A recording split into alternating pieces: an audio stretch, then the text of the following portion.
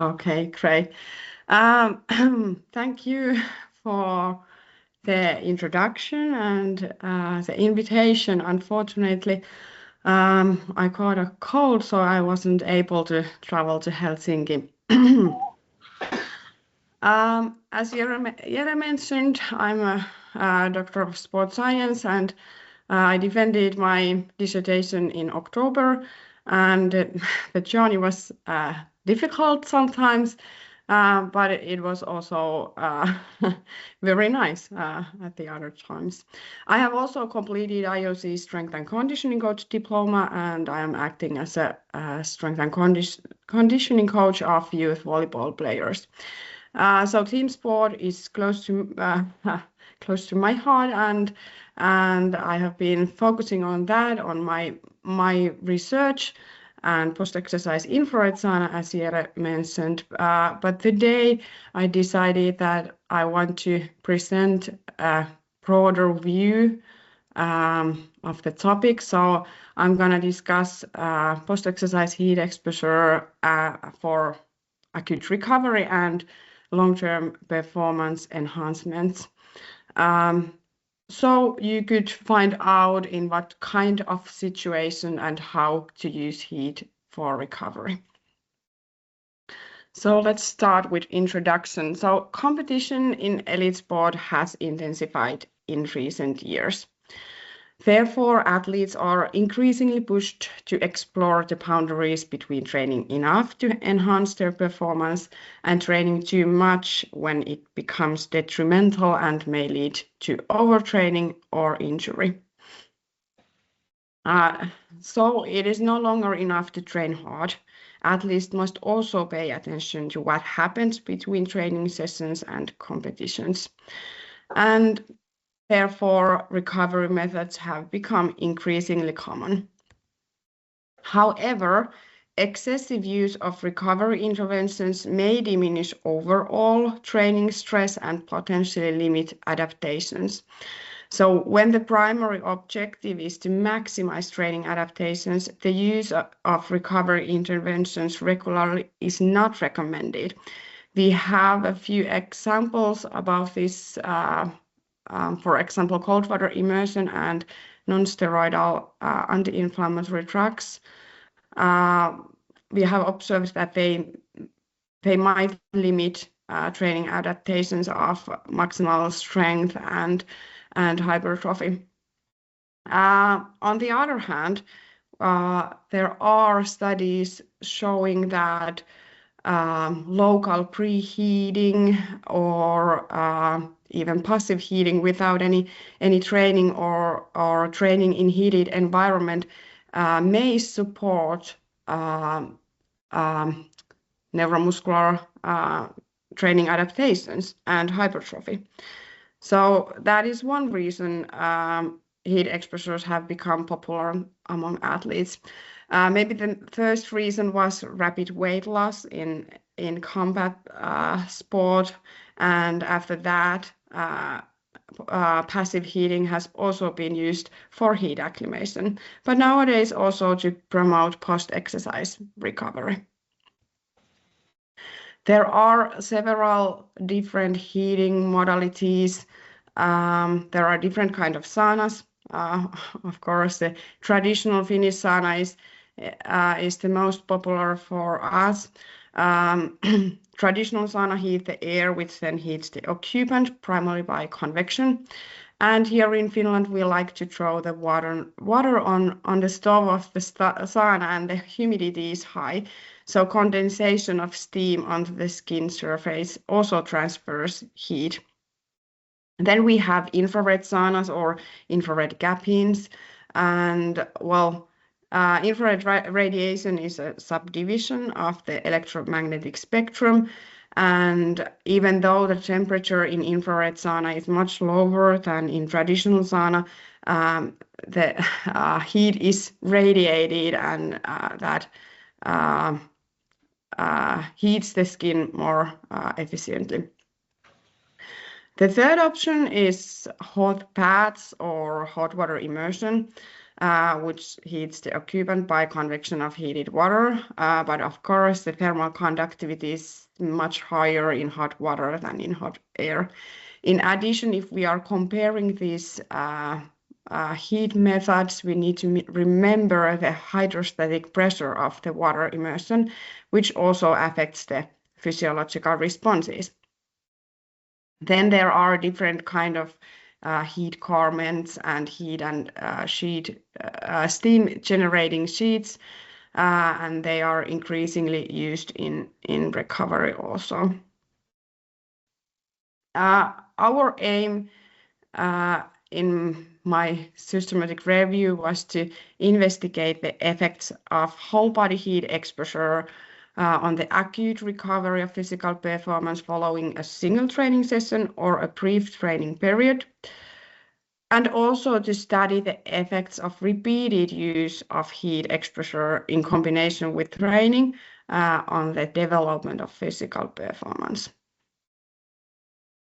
The review was performed according to the PRISMA protocol, and literature research was conducted of PubMed, Spolit, Medline, and Spot Discus databases, and Boolean operators combining passive heating and physical performance were used.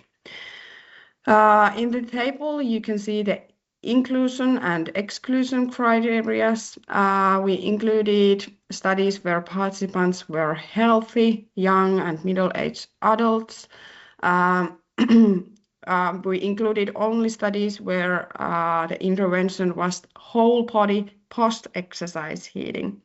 And there needed also to be a comparison group or intervention. It could be passive recovery or training without recovery methods or placebo, or thermoneutral water immersion if the intervention was hot water immersion.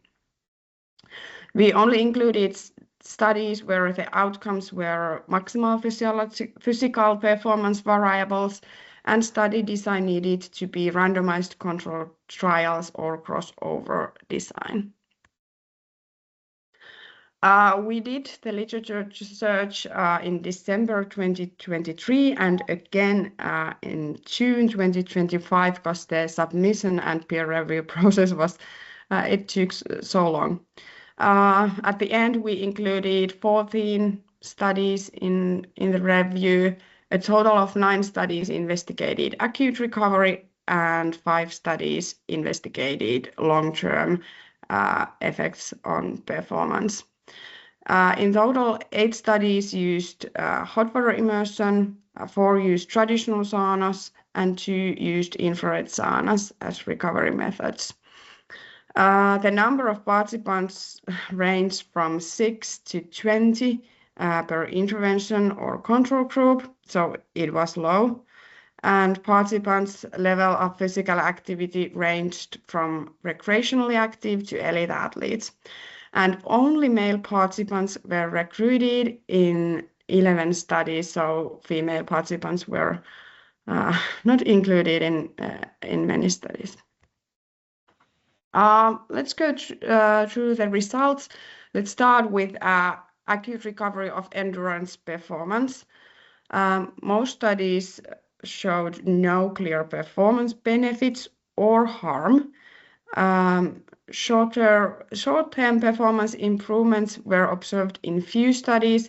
For example, cycling performance was generally similar between hot water immersion and passive recovery during a 5-day protocol, except on day 3 when average power output was higher after hot water immersion. In addition, hot water immersion has been shown to improve immediate Wingate performance compared to passive recovery.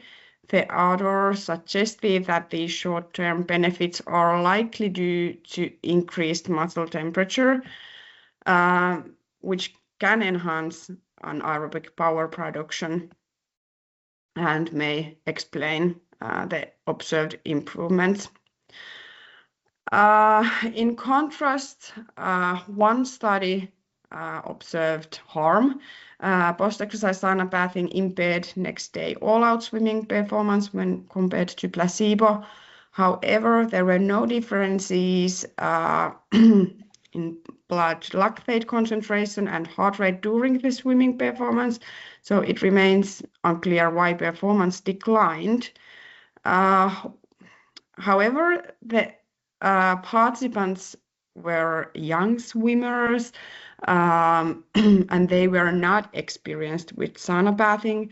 And in my own study, I have observed that during week 1, post-exercise infrared sauna increased cortisol levels and nighttime heart rate, but we did not observe that during the 6th week after intervention, so that might affect.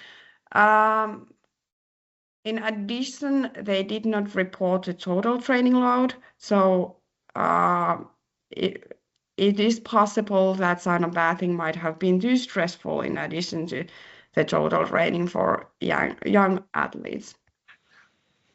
So taken together, heat-based recovery does not consistently improve performance and may even impair it depending on the heat modality, sport, time course, and the level of the participants.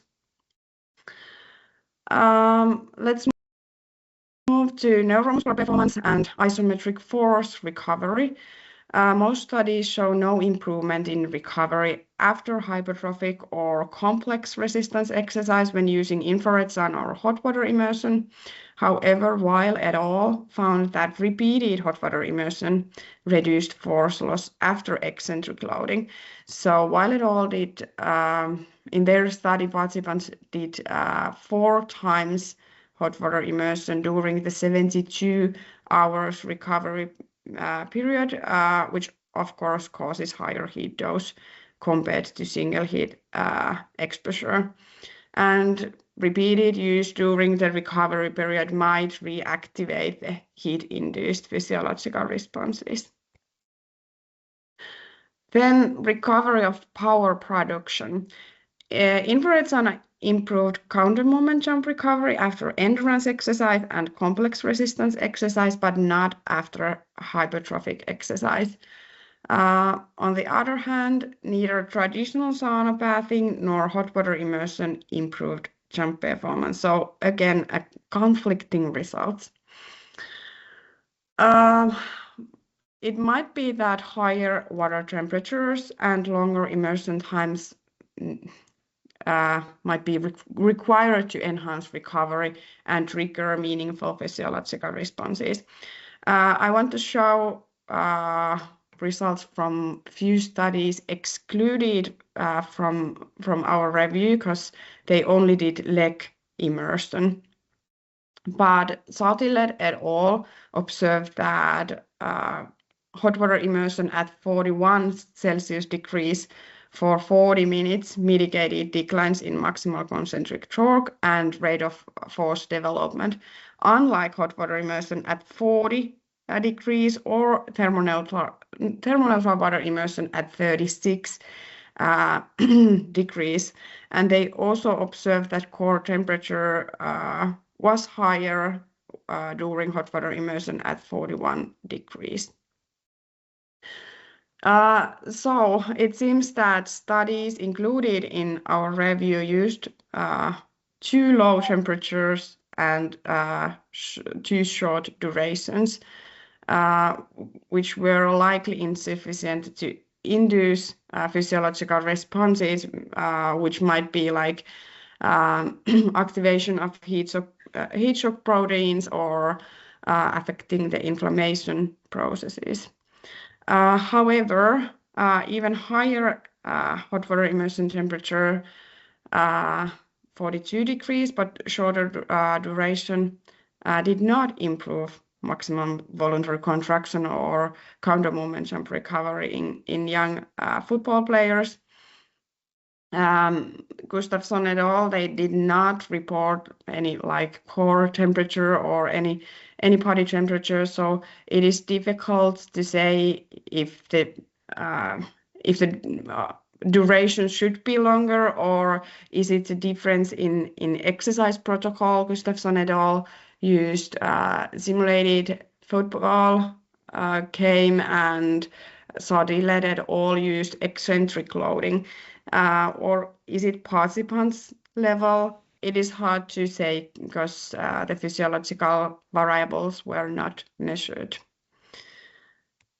Then move on to long-term enhancement of endurance performance. There are a few positive results on running performance. For example, 6 days of post-exercise hot water immersion improved 5K performance in the heat, but not in cold. And sauna bathing improved, regular sauna bathing improved run to exhaustion time. However, post-exercise sauna bathing or hot water immersion did not enhance VO2 max. And given similar intervention duration and heat loads across studies, it seems that VO2 max improvements appear to be harder to achieve than gains in endurance performance, which of course depends on multiple factors beyond VO2 max. Also, VO2 max shows greater day-to-day variability than time trial results.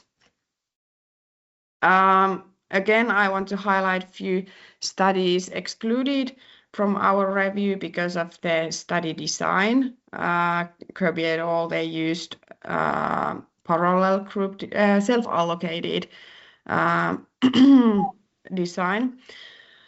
But yeah, post-exercise sauna bathing improved both running to exhaustion performance and VO2 max after a 3-week intervention. And also post-exercise hot water immersion was observed to improve intermittent running performance.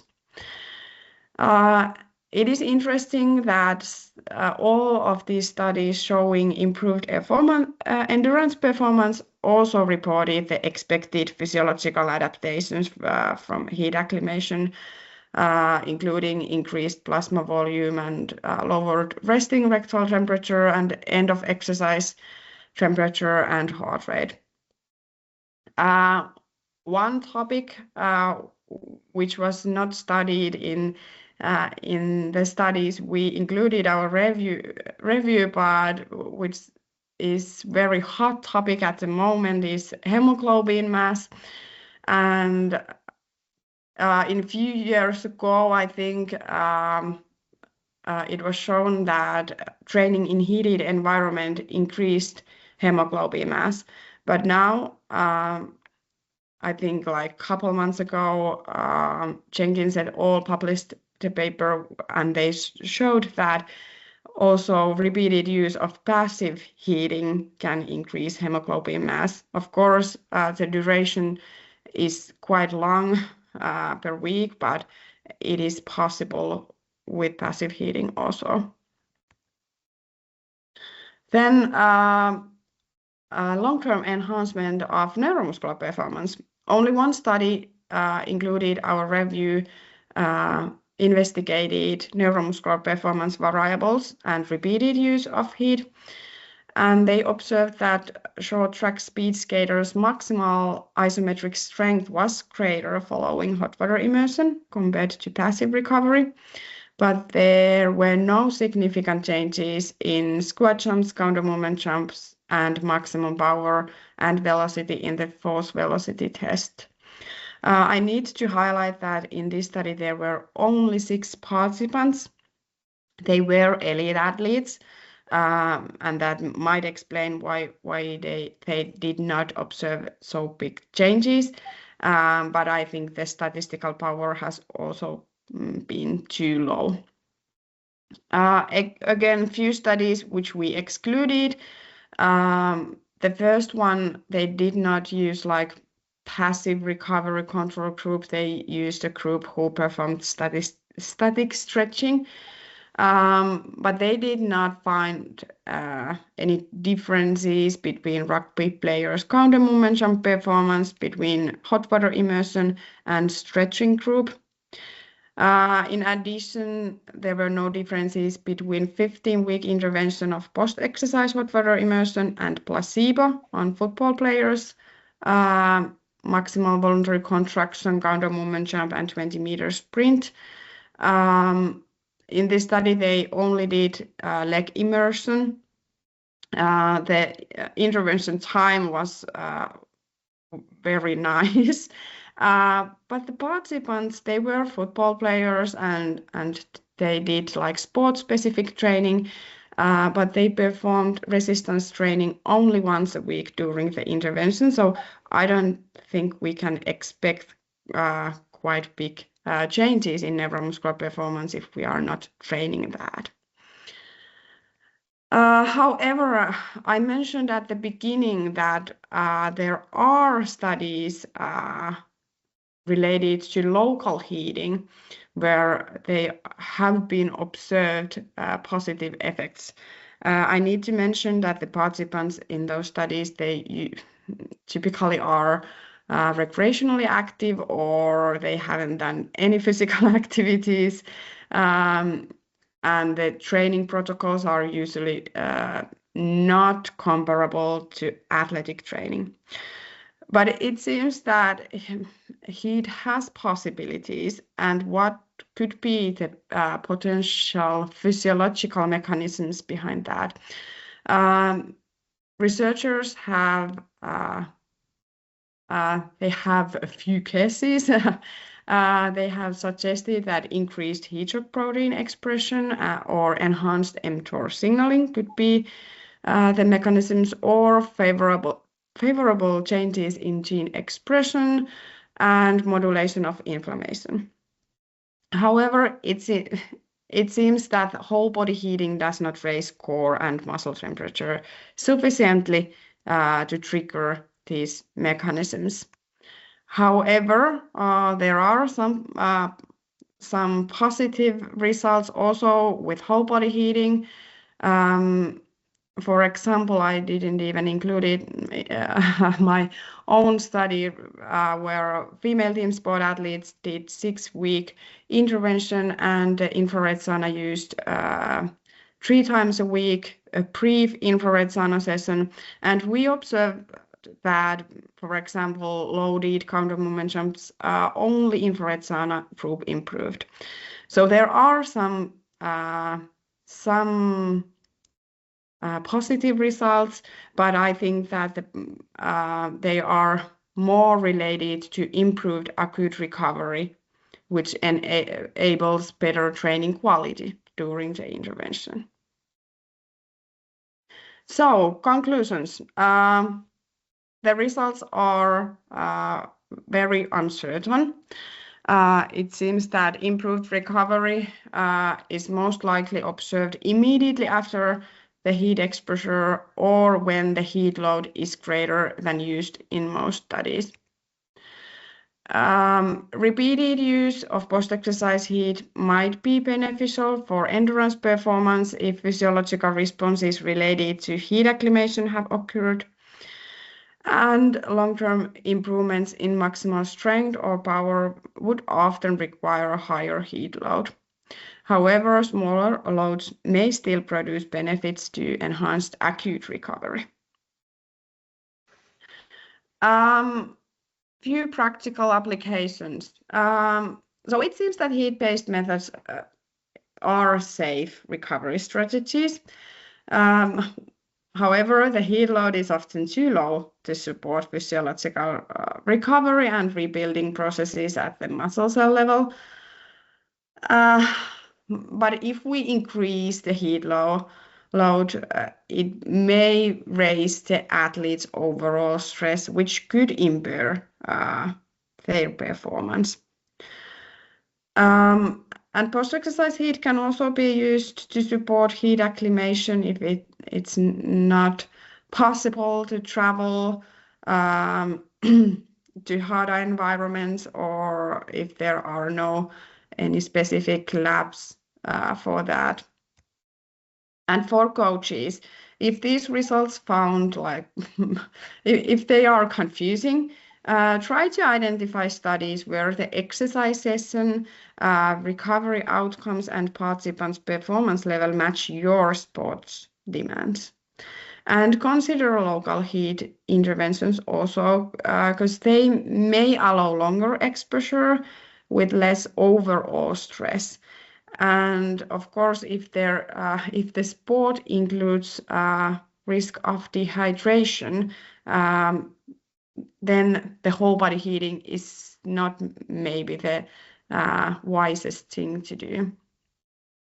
And in future studies, we need to do better. We need to measure physiological responses because the heating modalities are different. It would be best if we can compare the heat modalities, and we should try to find the optimal heat dose for different situations. Okay, thank you. Here are my multiple references.